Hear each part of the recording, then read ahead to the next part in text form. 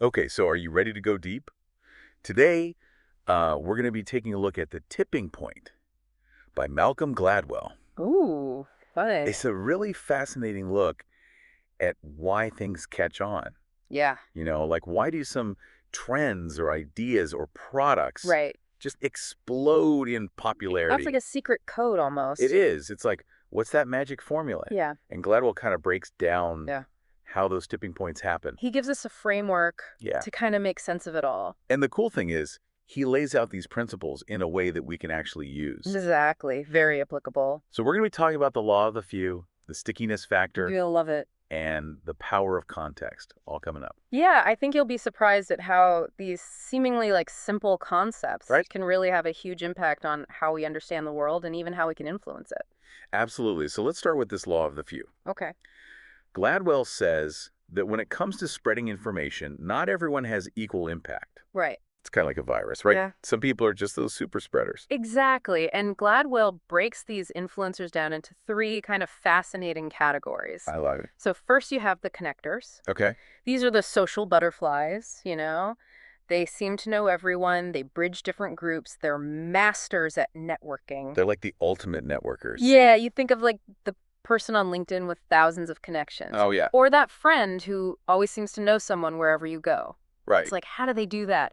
Then you have the Mavens. Okay. These are the information specialists, really. Oh, interesting. They are passionate about gathering knowledge and sharing it with others. I love that. So think of like that tech reviewer whose opinion you totally trust. Yeah.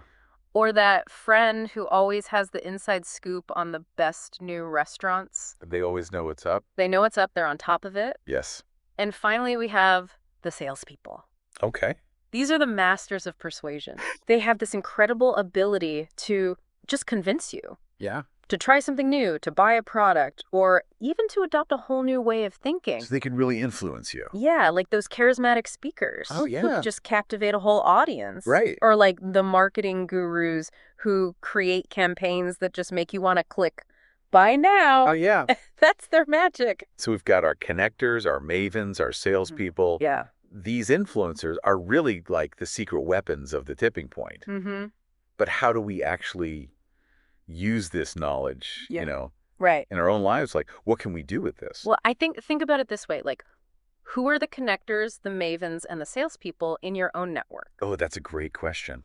Right. Yeah. Because once you recognize these individuals and understand their strengths, Yeah.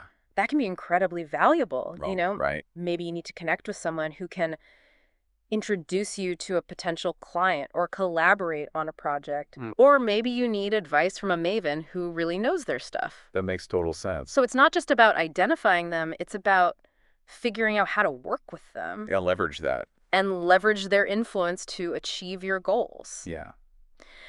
Okay, now let's move on to the stickiness factor. Okay. This is all about why are some ideas so memorable while others just disappear from our minds? I think a great example of this is Sesame Street. Oh, yeah. Like, it took complex educational concepts and made them fun and engaging for kids. Right. The songs, the Yeah, characters, stick with you. they stick with you for life. Like for life, totally. And it wasn't just about entertainment. It was about understanding how children learn.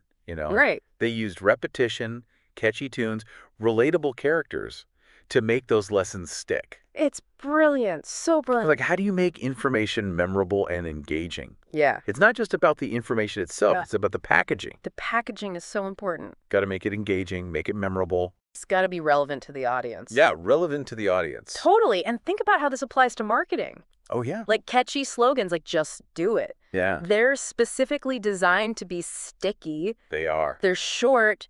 They're memorable. They stick in your head. They evoke emotion. They do. So how can we make our own ideas stickier? Right. Whether it's a work project or a personal goal, Even just a message. or even just a message we want to share. Yeah, how do we make it stick? How do we make it stand out? Well, one way is to tap into the power of storytelling. Oh, interesting. Instead of just like presenting facts, Yeah. weave them into a narrative that people can connect with emotionally. Oh, well, that's a good idea. You can also use visuals or even humor Yeah. to make your message more engaging and more memorable. Okay, so we've got to make our ideas sticky. Yeah. But Gladwell also talks about the power of context. Right. And he argues that our environment plays a huge role in shaping our behavior. Sure. And he uses this fascinating example of New York City in the 1990s. Oh, yeah. Crime rates were just skyrocketing. Yeah. But then something interesting happened. What happened? The city started cracking down on smaller offenses, like graffiti and fare evasion. Okay. And that led to a drop in major crimes. Really? It seems so counterintuitive, right? It does, yeah.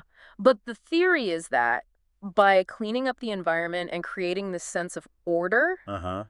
they shifted the whole social context. Oh, interesting. People were less likely to commit major crimes in an environment that felt safer and more controlled. So it's like these small changes had this ripple effect, Absolutely. changing the whole atmosphere. Precisely. So think about your own environment. Yeah. How do the social norms and cues around you influence your behavior? That's a really good point. Like, do you eat healthier when you're surrounded by health-conscious friends? Oh, interesting. Are you more productive in a clean and organized workspace? Oh, I think I am. These little things. It's making me think about all the small tweaks I could make in my own environment to kind of Right. achieve bigger changes, Exactly. like maybe rearranging my workspace to boost my focus Yeah. or joining a book club to rekindle my love of reading. Exactly. Sometimes those subtle shifts in context Uh-huh. can be the tipping point for real change. But just to sum up, Yeah. the tipping point tells us that big changes don't always require these massive actions. Right.